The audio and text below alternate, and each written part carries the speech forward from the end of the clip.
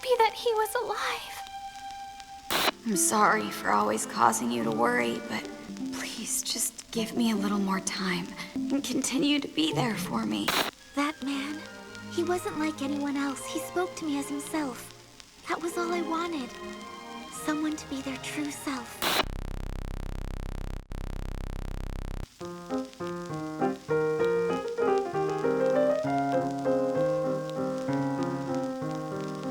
It would simply be a waste of time for me to open a video on Violet Evergarden with anything but the series' own core question. What does I love you mean? From this point on, the series is a journey in understanding that question through experience. The once child soldier Violet Evergarden becomes an auto-memories doll, in simpler terms, a letter writer. A job whose goal is to interpret the emotion behind someone else's words and express it to another, among other less involved tasks. For the stoic Violet, this proves to be a difficult task. She's never known how to feel. The battlefield didn't allow for tender emotions to blossom. Her letters are robotic reports because that's what she knew: efficiency and production. Literally given away and labeled as a tool, it's clear to see why she would struggle to understand the meaning behind the words I love you when she hears them for what's likely the first time ever. Despite all of this, is her quest and the understanding that comes from it any different from our own? Do we really have a definition for I love you? Is there one singular valid set of words which describes the meaning behind those three other ones? First, let's look at the anime. One of the first cases is Luculia and her brother Spencer. A former soldier who mostly avoided direct combat, he returned home to find his parents had become civilian casualties of the war. Seeing this break in the line as the fault of a soldier like himself, he drinks his sorrows away, a shadow of the brother Luculia once knew. Seeing her friends distressed at all of this, Violet writes her first effective letter, expressing Luculia's feelings to her brother in simple terms he could understand. I'm happy. I'm happy that you are alive. It's a few words that get across a feeling of love, wanting those who are important to you to be around, happy and healthy for all the moments to come, knowing firsthand that life is very fragile. From there, she travels with Iris to her co-worker's hometown, where a rather mechanical request for invitations becomes a mess of family bonds. Iris wants to stay in Leiden and become a successful auto-memories doll, but her parents want her to move back to Causely, marry, and have a simple and stable life. This is the first time Violet sees a request that doesn't express an emotion, but actually obscures it. Throwing Iris a birthday party, her family invites mostly men they see as suitable husbands, rather than telling Iris directly about their wishes, at least at first. While the family feuds, it's eventually resolved through a letter her and Violet write, expressing another feeling of love. A want for the people you care about to be happy, but understanding that you can't force them to be. Now a much more eloquent writer, Violet is requested by Princess Charlotte of the Drossel Kingdom, who's set to marry Damien of the Flugel Kingdom as a sign of goodwill between the two families who fought each other in the war. As such, the families want an exchange of public love letters to sell the population on said marriage. At first, it seems like a classic tale, the princess who doesn't want to be forced into false love, but it twists to reveal that Charlotte does love Damien, she's simply unsure if he loves her back. Knowing both are using auto-memories dolls rather than their own words, Violet arranges for them to write their own letters instead, knowing that her elegant prose is less important than clear and obvious feeling. It leads to a successful marriage and this episode's feeling of love, breaking down uncertainty, proving that what they each feel is true and valid, that effort has not been in vain. And this list continues on from here, each episode providing an observation of feelings called love. It's a boy who's inspired to be what he's always wanted to be because of feelings for someone, or a playwright who's crafted the story that his daughter never got to live. It's a mother leaving something for her daughter's future, one she'll never get to see, or a soldier whose last wish is to say everything that was felt but never had the time to be spoken. All of this gives her perspective to understand the feeling which spurred her on this quest, wanting someone to live happily even if it's without you. All of these things aren't definitions, they aren't rules, they are simply things which exist, situations and observations and nothing more than that. And that's exactly the point. As the series closes, Violet says, I now understand the meaning of those words. I know what I love you means. but doesn't tell us what it is. And I think the reason for it is almost painfully clear. She may know what it means for herself, but there is no one answer to love. We're taken on a journey that shows us love can be many things. It can be developed in a moonlit garden or in the trenches of war. It can be between someone young and someone old, between family or friends who want to make a family. It can inhabit any items between these people, a home-cooked meal, a parasol, or a handkerchief, or a gemstone. We're shown all of these situations, all of these places, and these people, and these things that vary so much because the first thing that has to be done to understand those words is to know that there is no one answer. Love is impossible to define because human beings make no sense. Violet, starting as a pure and stoic observer, can't understand human emotions because they make no sense. She's shown to be attentive and intelligent, it's just that there's no class or formula in human emotions. We're all over the place in every sense. We're from everywhere, so we develop different ideas of how things should be. We grow up with different people who teach us different lessons. We don't even know what we want because it's impossible to experience everything and thus know what should be ours. And much more I could list, but then to make things even worse, no two people can even have the same idea of what an emotion is. A topic we covered many times before. All we can understand is what's within our own mind. We all live in the same world, but there's no guarantee that we're witnessing the same world. All we know about emotion is what we've learned and then how we internalize it. Violet is a perfect pairing to understanding the question, what does I love you mean? Because she's the blank template that we all start as. We only have an idea of what those words mean because we've heard them before. We've had parents who told us after a good report card or before an operation or after we felt we fucked our lives up to an irreparable state. We've witnessed people who we want to say these words to as they steal them from our mouth and had them said to us by people when we never wanted to and had to say it back out of fear or obligation. We felt ready for them and scared of them. We felt situations where they make us better and ones where they only make us feel trapped and worse. All this forms together in our head to craft a definition for I love you. It's nothing more than experience. Because she gave me the courage to move forward, beyond the doors I used to be locked behind. Both Olive and the audience will be happy. I will do it. I know you may be sad, but please don't ever forget your mother loves you very much, even now. So we watch as Violet forms these experiences the same way we do, an observer who gains understanding and thus the ability to use those words herself. Her writing is mechanical and bland to begin because words without emotion, words which have not been given meaning, are nothing more than tools. Words are utility, a tool crafted long ago to express intent in a clear and conscious way. Everything we know of our world is based on this ability within humans to work with such a tool to communicate. That's great for structure and advancement in a physical sense, but without additional input from us, words die in the air once their mission is accomplished. We have to be the ones to take our emotions and inject them into such a tool to create meaning in the same way certain items in the anime have meaning. The careful look of Aiden as he stains the handkerchief given to him by his unexpressed love, Maria. The anger that Oscar feels when someone else handles the parasol that to him encapsulates his daughter's dream. Even Violet in the gemstone the Major brought her. The gemstone is the epitome of this journey that a tool goes through to become something more, just like words do.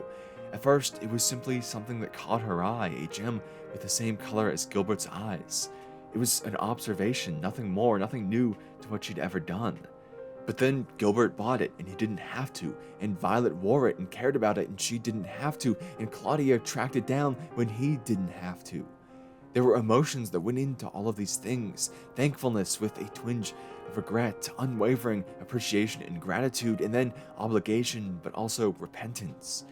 Through these feelings, a meaningless hunk of stone dug up from the earth became anything but. It became the harbor of human emotion, the place where tender feelings could be directed to help them make more sense, to put physicality which could be appreciated to abstract things which could never be felt. The careful contemplation when a tool is used, that's the kind of thing which transcends it from its origins, the same as we witness happening with words. Letters are simply another form of this, ink on paper, but with the ability to make us laugh or cry or to hope or despair. And with this kind of complexity, the open-ended and endless nature to this kind of understanding love requires, the work of the Auto Memories dolls is almost essential. They're a middle person in the process of love, an interpreter who can focus on such things while the drain of life takes its toll on their clients. Their work is to take a complete jumble of words which is supposed to represent emotion, untangle it, translate it, transfer it, and then tangle it up again in words that can be interpreted by someone else for the understanding of them. Some of the letters are long, flowery descriptions, and others are more like simple reports. Sometimes one works and sometimes the other does. Sometimes it's not even a letter, but an invitation or a transcription of former work. All this variance is to say that the letter itself isn't what matters. All that paper and those words upon it are an attempt to manage the hectic nature of the human heart. They can be anything and everything, as long and complex as a novel or as short and pointed as a stoic military report, because all of it is meaningless. The only meaning in all of it is the intent put behind those words, the feelings that are being expressed through them.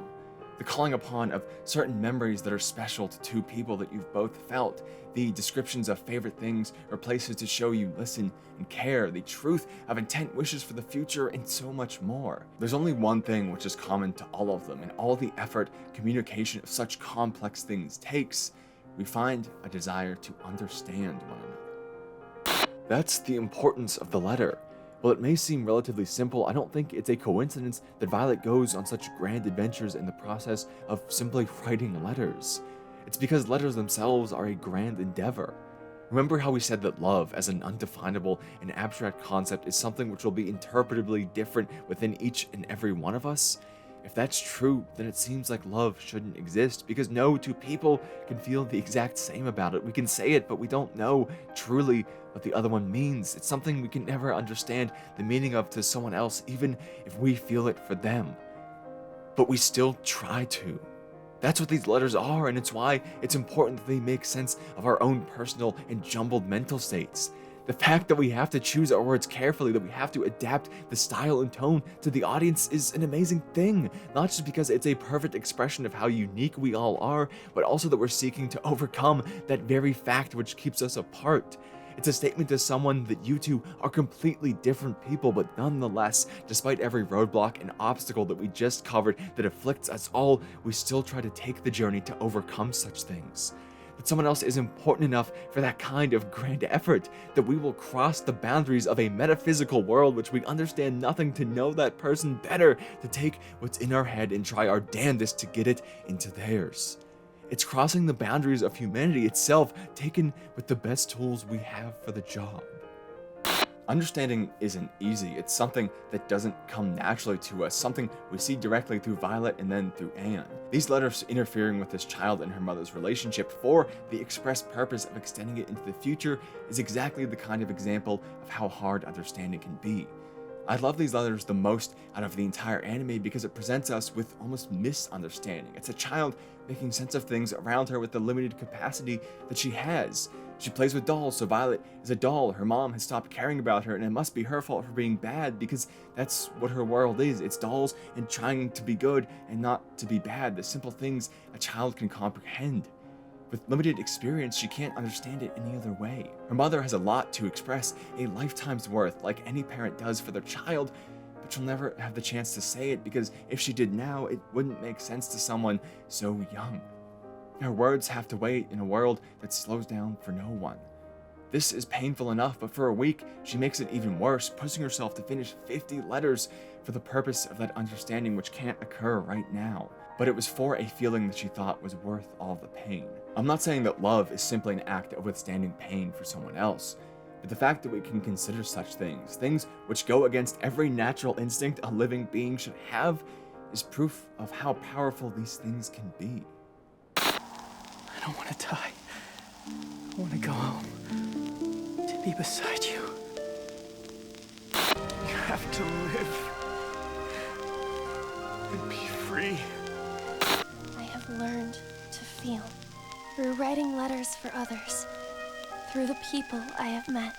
I think there's a lot more to be said about the decision to understand someone, because understanding someone changes them. Again, we can look at Violet.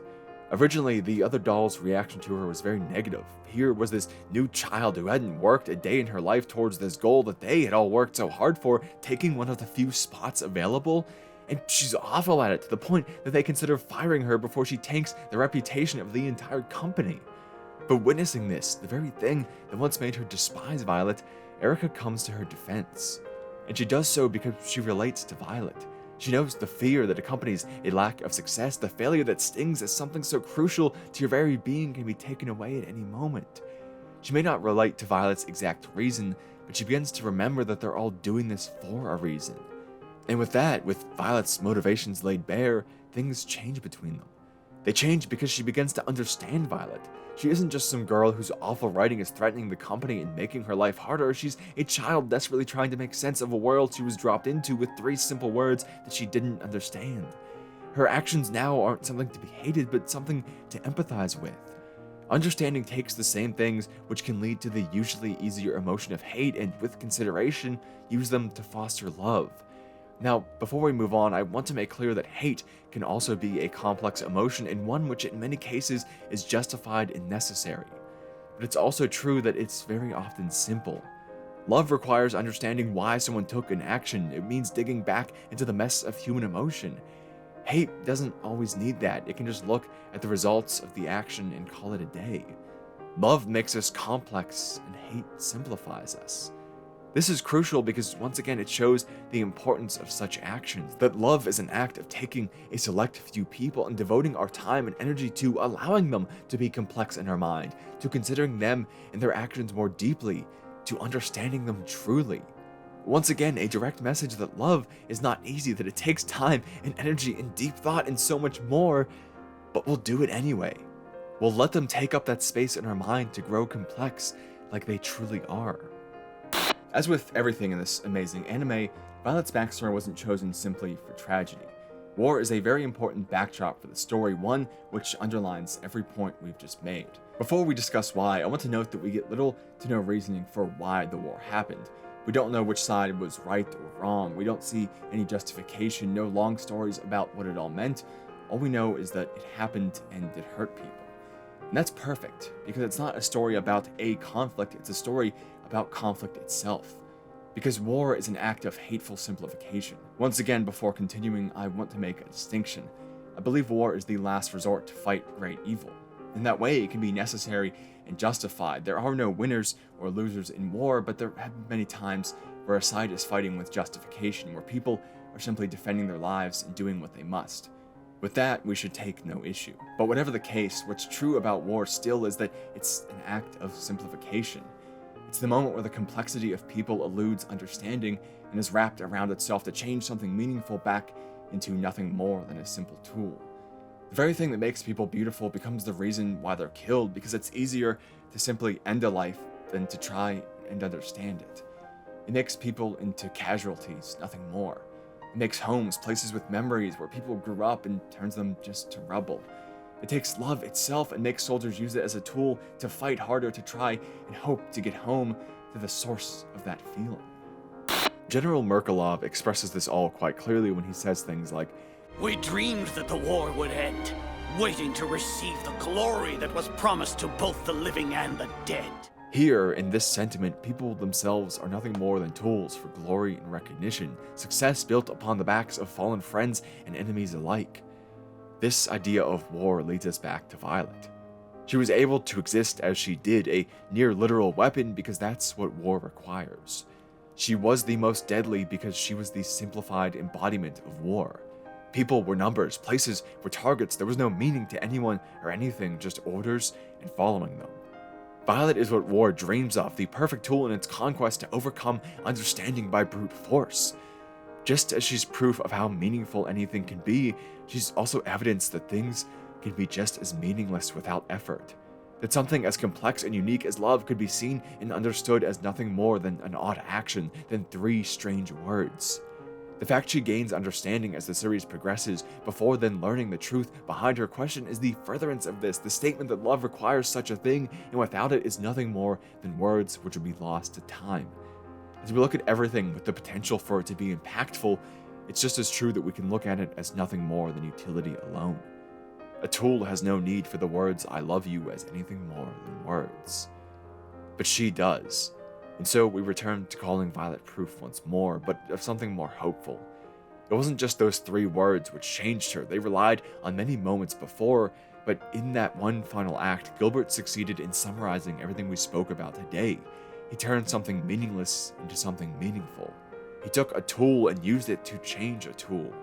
Because he uttered those 3 words, a girl who would have just as soon allowed herself to die became one who instead bettered the lives of so many others. She brought her friend's brother back from hopelessness. She allowed Iris and her family to make peace with their decisions. She fostered love past the barrier of uncertainty. She inspired a young man to take his dreams for himself. She let a young girl's story, which was tragically cut short, finally be written. She let a mother leave a piece of herself with her daughter long after her life is over, and she allowed words which were never spoken to finally be expressed. All of this, these great things, because one man said 3 words, and she wanted to understand him and what they meant. She's proved not that letters are powerful, but that love is. Her numerous journeys, that it's endlessly complex and unique, but when expressed in the right way can have an impact far greater than any object or tool ever has the right to be. She's proof that nothing is lost, that the embodiment of war itself can still succumb to the best of the human condition. But it's also a reminder that none of it is easy. While there may be one hopeful thread named understanding running through all of these stories, it's just as true that tragedy and pain run through many of them. These moments that we learn from are just as much of a mess of factors as we all are ourselves, because they arise from nothing more than our beings.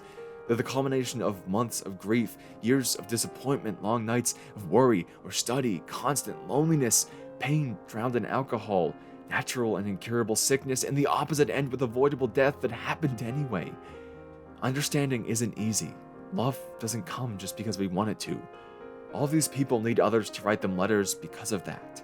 Because it's a challenge, a journey across times and places we don't know with people we want to, while managing every outside factor thrown into the mix. It's crushed by things we can't help, and we have to try desperately to prop it back up or else be crushed underneath it. Love is hard.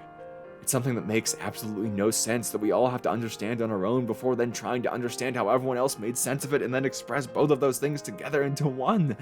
It's harder than almost anything else we could try, but it does amazing things.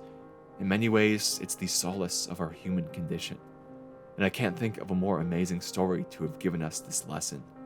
I could only spoil this ending with more words, so thank you for watching, and I hope I'll see you again soon.